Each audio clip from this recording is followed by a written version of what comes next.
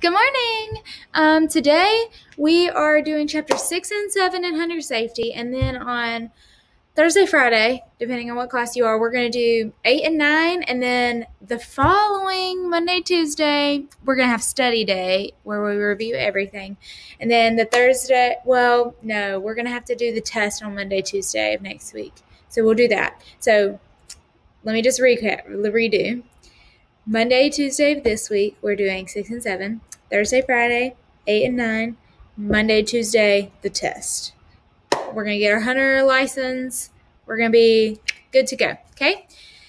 Okay, so starting with chapter 6, we are doing Be a Safe Hunter. That's the name of the chapter. So you can pull up chapter 6 right here and see everything that I'm going to go. I guess I'll just pull it up so I can point if I need to. So it is embedded now, so you can just scroll through and read, and there's the review for all of the other chapters if you need it. Okay, so Be a Safe Hunter. There are 4 primary rules of firearm safety. Firearm safety is the first thing we're going to talk about, and they are to point the muzzle in a safe direction, treat every firearm with the respect due a loaded gun, so treat every gun like it's loaded. Be sure of the target and what's in front and behind the target. And then keep your finger outside the trigger guard until you're ready to shoot. Don't put your finger on the trigger until you're about to pull the trigger. Okay, so firearm safety is important because whenever firearms are being handled, an incident can occur if the firearm is not handled responsibly. Preventing hunting incidents depends on knowing and understanding firearms and handling them skillfully and safely, and responsible hunters practice safe habits until they become second nature. Firearm safety at home, an important thing to remember is that guns should be locked away where children can't reach them, and the ammunition for those firearms should be stored in a separate location. So put your guns in one place, your ammunition in another place. And the 4 primary rules of firearm safety apply anytime you're with a gun, a firearm.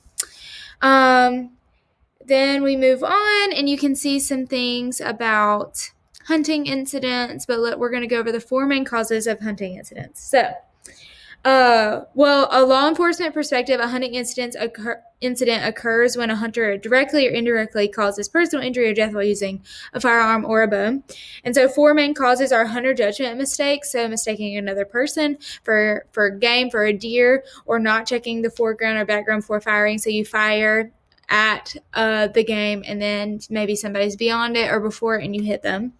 Safety rule violations, so like pointing the muzzle in an unsafe direction and ignoring proper procedures for crossing a fence, obstacle, or a difficult terrain. Lack of control in practice, so like accidental discharges and stray shots, or mechanical failure such as an obstructed barrel or improper ammunition, and these are a lot rarer.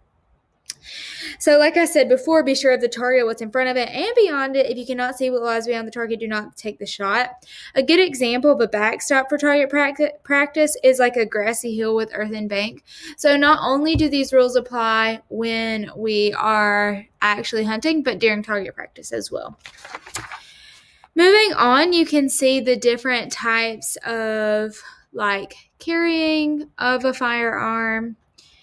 And it goes into detail of all of those and explains what they're doing in the picture. And then, so selecting the right carry when hunting with others. Actually, let's talk about this first. Checking for obstructions. So we just talked about the 4th main cause of an incident, a hunting incident, is mechanical misfire. And so this could be because of an obstruction in your firearm. So occasionally you may trip or stumble in the field, accidentally dipping the barrel into the ground or snow. So you need to immediately check for an obstruction in your firearm. Make sure you point the muzzle in a safe direction. That's always the number 1 thing that you do. Open the action and make sure the firearm is unloaded. Check for debris in the barrel. If the firearm is a break action, look through the barrel from the breech end or use a barrel light to inspect the barrel for obstructions. Remove any obstructions with a cleaning rod and check the barrel again to make sure no debris remains. Okay, select the right carry when hunting with others. So, yeah, that's the picture I'm looking at right there. So if 3 hunters are walking side by side, just like in the picture, the ones at the sides may carry the guns pointing either to the side away from their party or to the front, and the one in the center should keep the gun pointing to the front or up. If 3 hunters are walking single file, like in this picture, The one in the lead should have the gun pointed ahead, but never over the shoulder, so no shoulder carrying. The one in the middle must have the gun pointed to the side, and the hunter in the rear to the side or to the rear. Okay, and then remember that when you're hunting, let's see, hold on.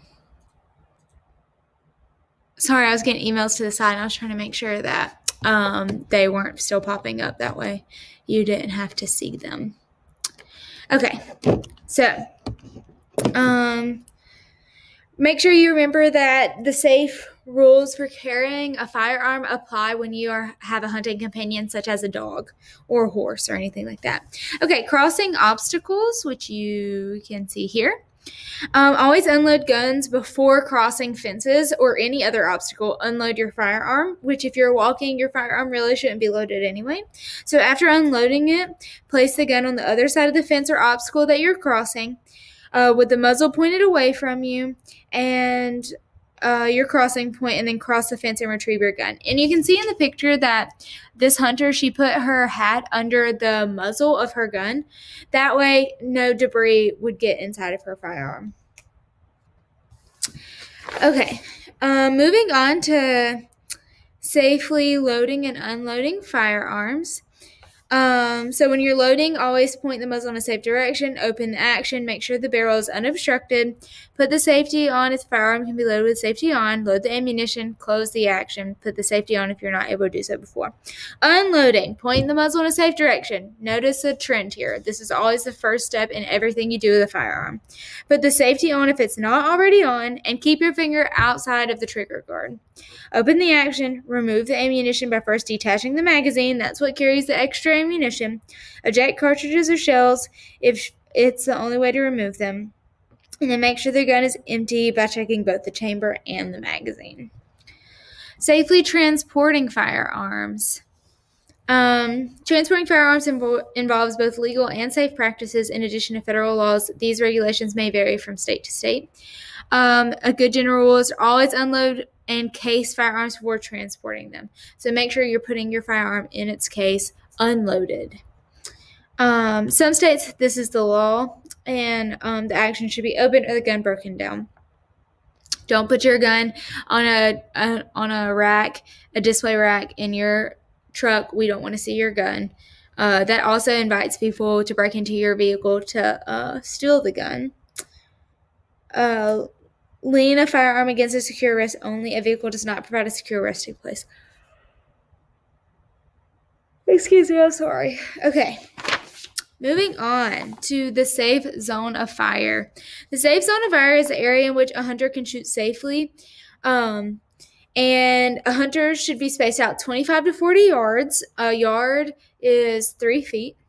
And then each hunter has a zone of fire, which is, like I said, where they can shoot safely, that spans about 45 degrees directly in front of each hunter. And there's a picture right here that shows you where their safe zone of fire is.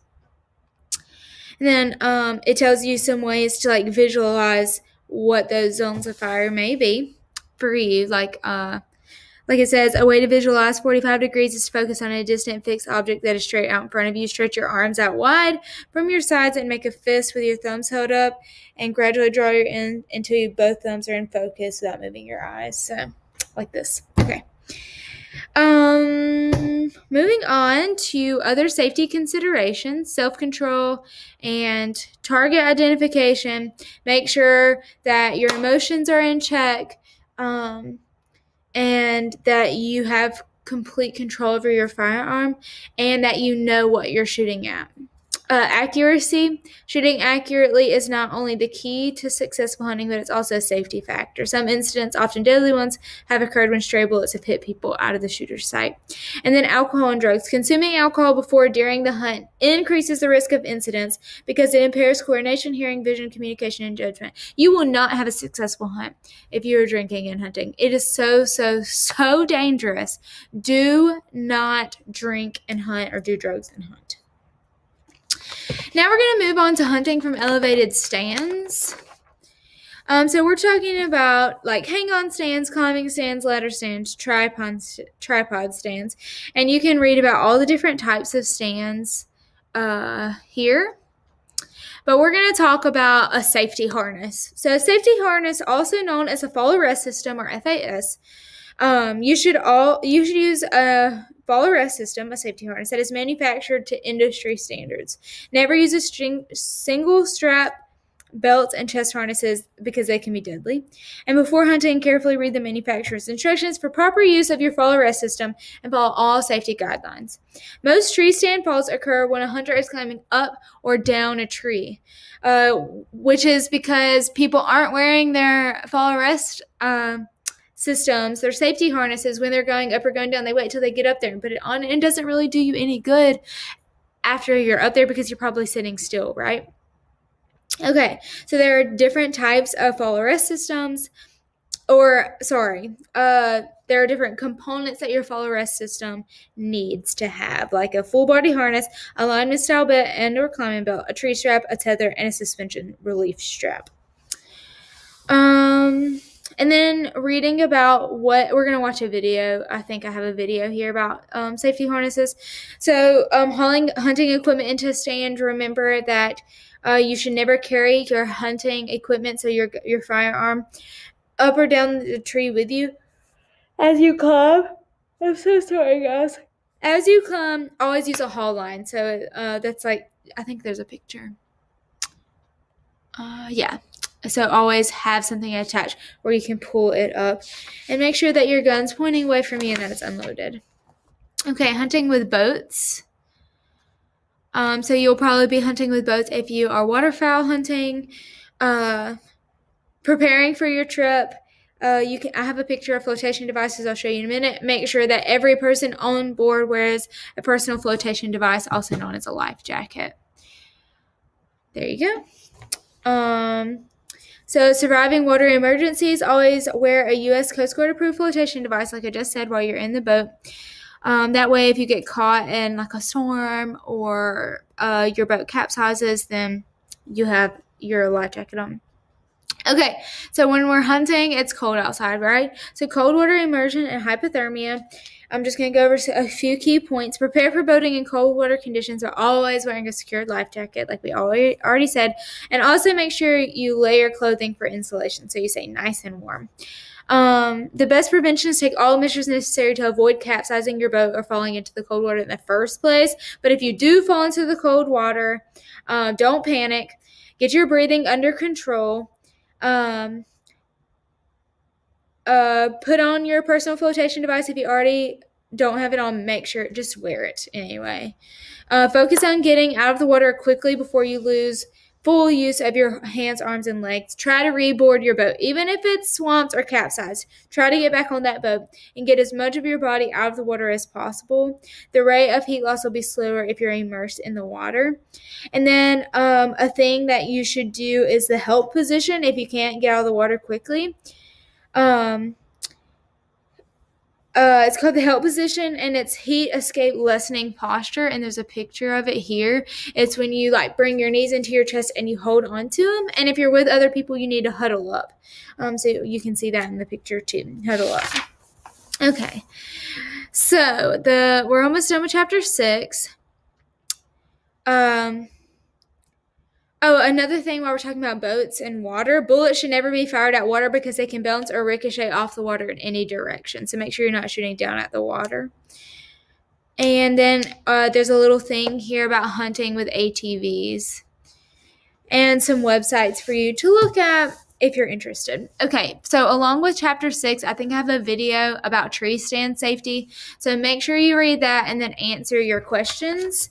There are only 14 questions for chapter 6, and most of them are multiple choice, so that'll be easy for you. And so now let's move on to chapter 7. Chapter 7 is being a responsible and an ethical hunter. So why do we have hunting laws? There are 3 reasons that we have hunting laws. Game conservation, so to conserve wildlife for future generations to enjoy, wildlife management laws were passed. Safety, opportunity, and funding. So, in addition to ensuring the availability of game for future generations, hunting laws establish safety guidelines, offer equal opportunity, and ensure adequate funding for wildlife programs by collecting license fees. And number 3, fair chase. Hunting laws also define the rules of fair chase. The concept began in the Middle Ages when hunters increased the challenge of sport hunting by setting rules that limited how they took game. Make sure you know the law when you're hunting. That way you don't break the law. Saying that you didn't realize that was a rule is not a good reason for breaking the law when it comes to hunting. Well, at all, but when it comes to hunting. And at the beginning of chapter 7, there's a review for everything again. Okay, so the hunter image matters. So responsible hunters welcome law that enforce sportsmanlike hunting practices because the behavior of irresponsible hunters has caused some people to oppose hunting. There are a lot of anti-hunters out there, so we need to make sure we're acting appropriately and responsibly so that we have a stand against these anti-hunters, right? So hunting ethics. While hunting laws preserve wildlife, ethics preserve the hunter's opportunity to hunt. So ethics is defined as the moral principles or values that distinguish between right and wrong. They are unwritten rules that society expects to be followed. So as Aldo Leopold, the father of wildlife management, once said, ethical behavior is doing the right thing when no one else is watching, even when doing the wrong thing is legal. So there are 3 hunter ethical codes: respect natural resources, respect other hunters, and respect landowners. So respecting natural resources, some examples would be like leave the land better than you found it, and ensure that meat and usable parts are not wasted when you harvest game. Respect other hunters. Share your knowledge and skills with others and refrain from interfering with another's hunt. And respecting landowners. Ask landowners for permission to hunt. Leave all gates the way that you found them. And treat livestock, crops. Livestock and crops as your own. Oh, I forgot one. And respect non-hunters is another hunter ethical code. Examples are keep firearms out of sight and maintain a presentable appearance while on the street. Don't have blood on your clothes or dirty clothing. I actually am wearing camo today because it's camo day, and I just realized it while I'm talking about hunter education, so that's fun. Okay, moving right along. We're already almost done with chapter 7 real fast.